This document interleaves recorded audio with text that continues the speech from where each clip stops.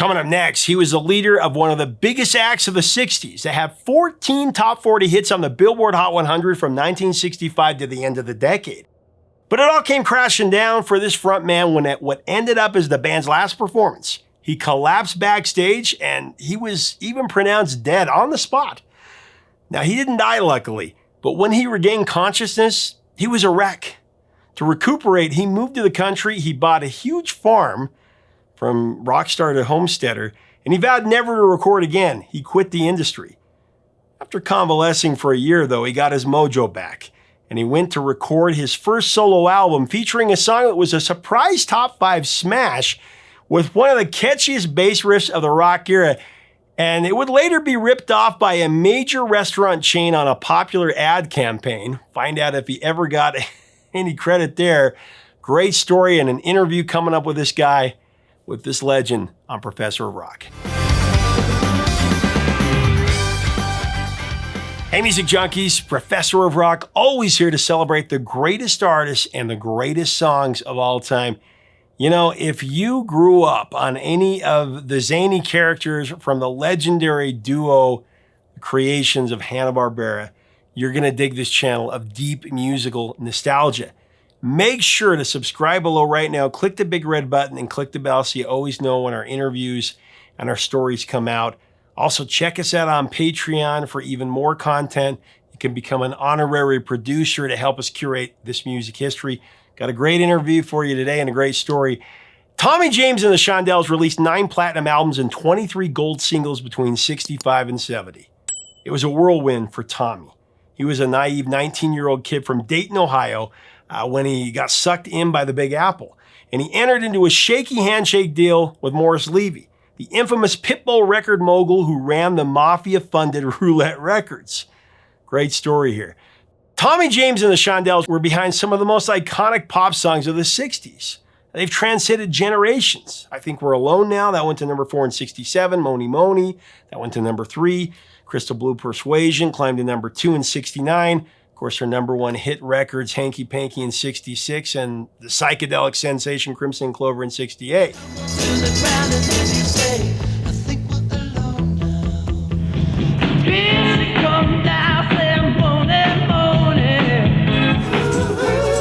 Crystal Blue Persuasion.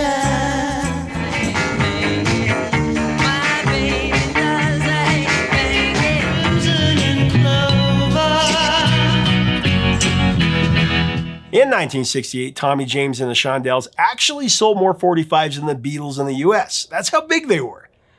But all good things must come to an end, especially when the leader of a massively popular group is overtaken by his dark side.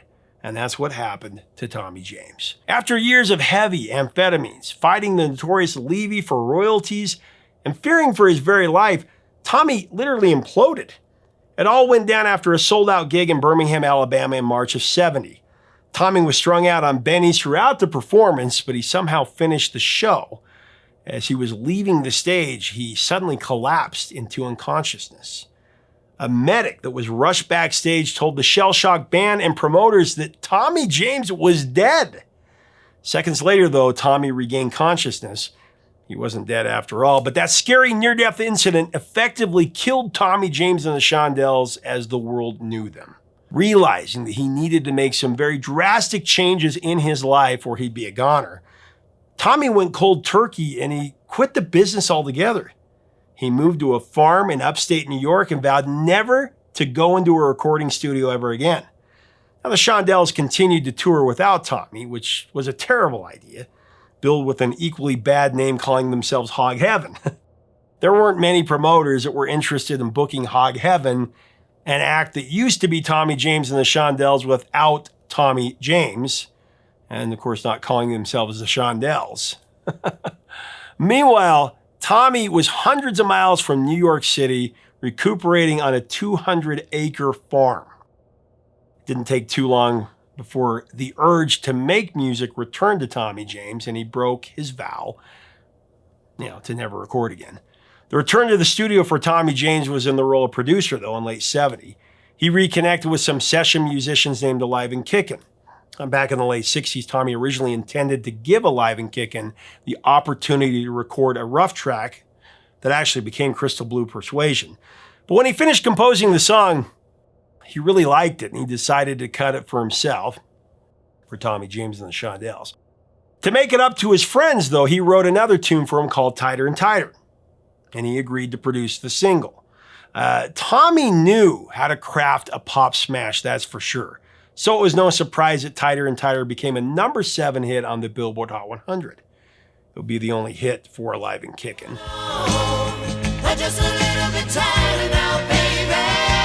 But after that hit, the juices were flowing, after the song broke the top 10.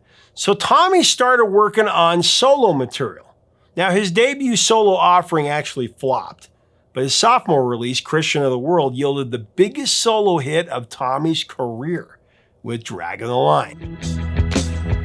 Draggin the line, draggin the line. Draggin the Line, it wasn't even supposed to be a focal track. It was the B-side of the single Church Street Soul Revival. But radio DJs steadily disregarded that A-side, and they opted to spin Draggin the Line, so Tommy and his production crew went back into the studio and added some horns to the recording, and they remixed the track to reinforce the infectious groove of that song. The renovated Draggin the Line was re-released as an A-side single in 1971, and it busted up to number 4 on the Billboard Hot 100.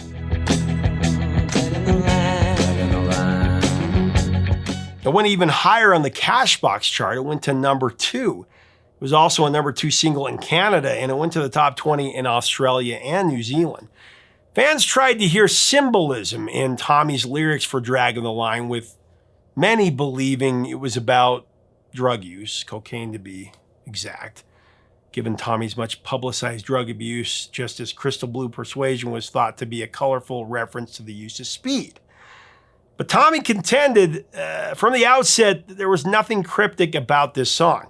Draggin the Line was an expression about working steady, staying after it, going for it, making a living the old hard way, as the lyric goes. Kind of like the idiom, keeping your nose to the grindstone. Making a living the old hard way. Over time, the song has been interpreted to be talking about the arduous job of setting up power lines back in the 50s and 60s. The phrase Draggin the Line was interchangeable with the commonly used expression, checking the line.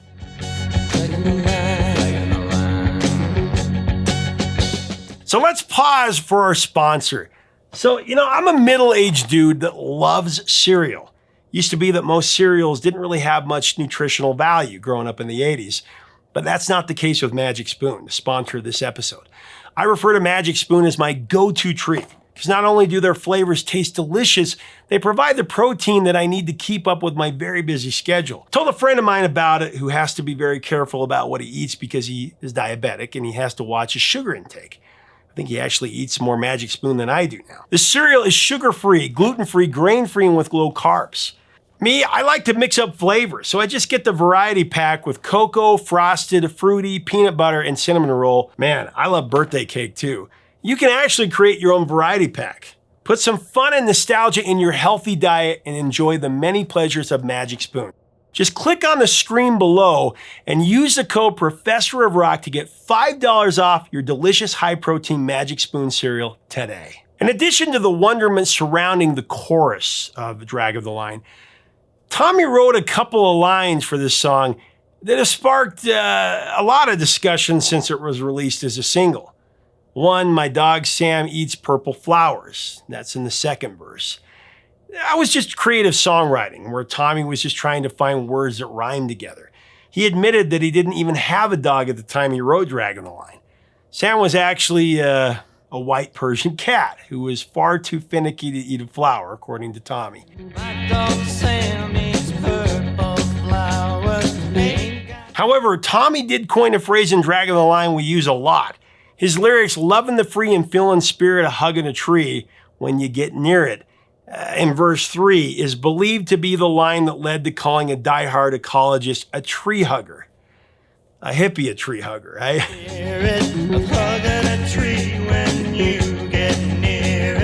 As memorable as the lyrics are in Draggin the Line, it's the bass groove that really hooks you, that just pulls you in.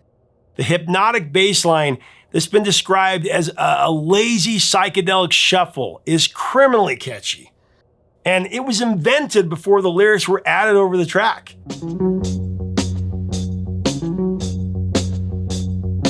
Tommy explained that Draggin the Line was a song that he couldn't have written if he were in New York City. The freedom of being in the country and just toying around in the studio made a huge difference. Tommy wrote Draggin the Line with Bob King. It was a result of repetition and crafty looping. The music came before the lyrics were added. Tommy and Bob went into the studio and laid down maybe 8 to 10 bars. From there, they looped over and over again until they had come up with the song's infectious rhythm. Bob played the bass, Russell Leslie from the band Neon played the drums, and Tommy performed the rhythm guitar along with any other instrument featured on the recording.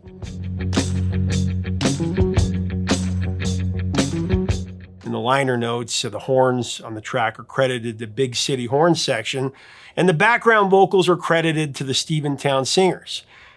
But I challenge you to find out if an outfit named the Big City Horn Section or the Steventown Singers ever existed. Can't find it.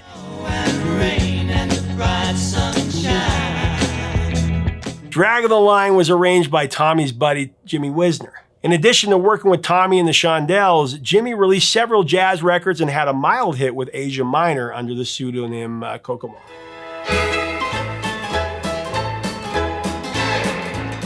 Draggin the Line was the biggest solo hit for Tommy James.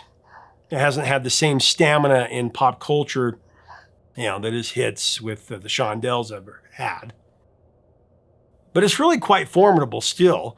Among other media placements, Draggin the Line has been used in Austin Powers' The Spy Who Shagged Me in '99, the football movie We Are Marshall in 2006, Finding Steve McQueen in 2019, and is the opening music in the 2023 film No Hard Feelings starring Jennifer Lawrence.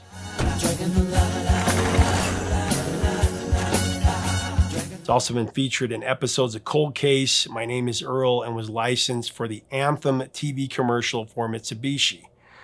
REM, one of my favorites, they remade it for the Canadian movie Waterford Girl in '99.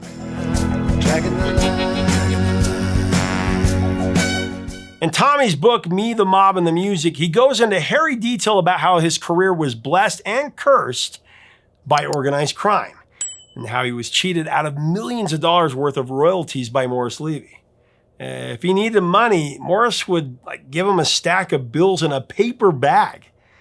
But never was Tommy paid for his song royalties. That just didn't happen. It wasn't just the stress of not being paid what he deserved. Tommy endured the constant danger of being whacked, either by the mafia or by one of Levy's goons. So according to an article from The Guardian, it's estimated that Tommy James in his career has sold over 110 million albums and records, and he's lost out on between 30 and 40 million in royalties because the mob was his boss. Wow. Tommy had really good reason to be afraid. Not long after he arrived in New York City with aspirations of becoming a rock star, Morris had a wicked blowout with crossover country star Jimmie Rodgers, who was also signed to Levy's label Roulette Records. In the altercation, Jimmy demanded to be paid for 9 years of unpaid royalties. Of course, Morris didn't succumb to Jimmy's demands. Instead, he responded with violence. On December 20th, 1967, Jimmy was found lying near death on the side of a San Diego freeway. He was severely beaten, left with a broken jaw, broken ribs, and a fractured skull. In a court hearing, Jimmy testified that off-duty cops from the LAPD or SDPD had assaulted him, but everybody knew what really happened. Morris Levy had ordered this attack for sure. Jimmie Rodgers was left with spastic dysphonia and no career.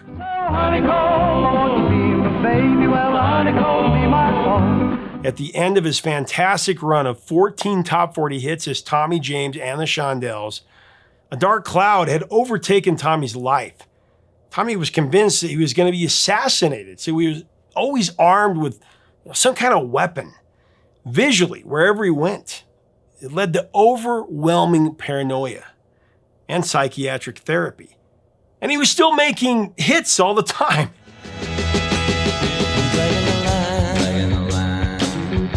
Since we're talking about being cheated out of royalties, though, Listen to Draggin the Line and ask yourself this: where else have I heard that catchy groove? Then I want you to listen to that old Chili's commercial promoting their baby back ribs. Dragging the line, dragging the line. I want my baby back, baby back, baby back. I want my baby back, baby back, baby back. I want my... I mean, can anyone honestly tell me with a straight face that that jingle didn't completely rip off Tommy James? Tommy became very spiritual after his near-death experience in Birmingham. He truly believed that the famous bass line in Draggin the Line came from a divine place and inspired the title for the song. That's what made the title so perfect for the vibe of the song.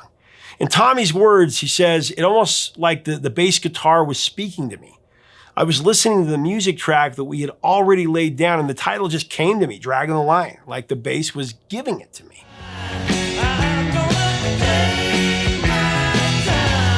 If there is symbolism in Draggin the Line, it is the symbolism of liberation, exorcising the demons of the past and being born again, free to pursue new artistic expression with an open pathway to feel fine, take your time, and keep dragging the line. Here's what Tommy told me about this song in our interview. Dragging the line. I also produced Tighter, Tighter by Live Right. Chicken. Absolutely. We did, that was a big deal for me, to produce another act and have a hit with it. And then Draggin the Line, I went back in the studio by myself to do Draggin the Line, which actually was the flip side. It was the B-side of a record called Church Street Soul Revival that I had put out a few months before. And we got more reaction to Draggin the Line. I went back in the studio, remixed it, put some horns on it, and put it out as a record on its own. Dragging the line, dragging the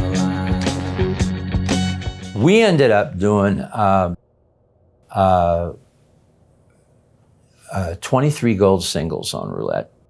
We did 110 million records altogether, and that's a period of time from 1966 to 1974 when I left. And I must say that I thank God every day I went with Roulette. Now it's pretty bad when the only pictures you can find of your record executives are their mugshots. But this was honestly one of the most amazing places I could have been. We would have never had that kind of success if we had gone with one of the other labels, because there would have been too much in our way, And so I'm so thankful that we ended up where we did, and of course I get to tell the story now.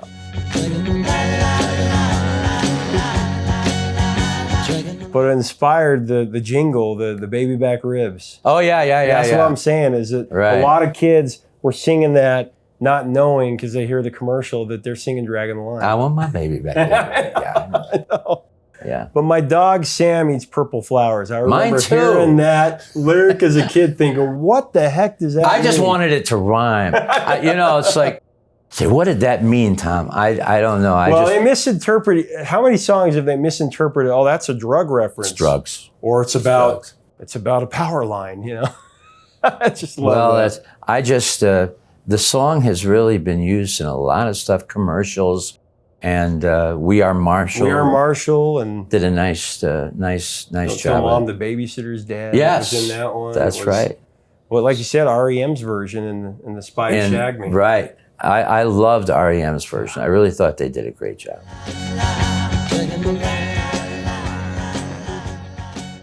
Hey, thanks so much for watching. Leave us a comment about Tommy James and Draggin the Line. What are your memories of the song? Definitely baby back ribs took from it, don't you think? Let's have a discussion below, a great discussion about Tommy James, one of the great hit makers of the 60s. If you like our content, we invite you to subscribe below. We'd love to have you. Until next time, 3 chords and the truth, my friends.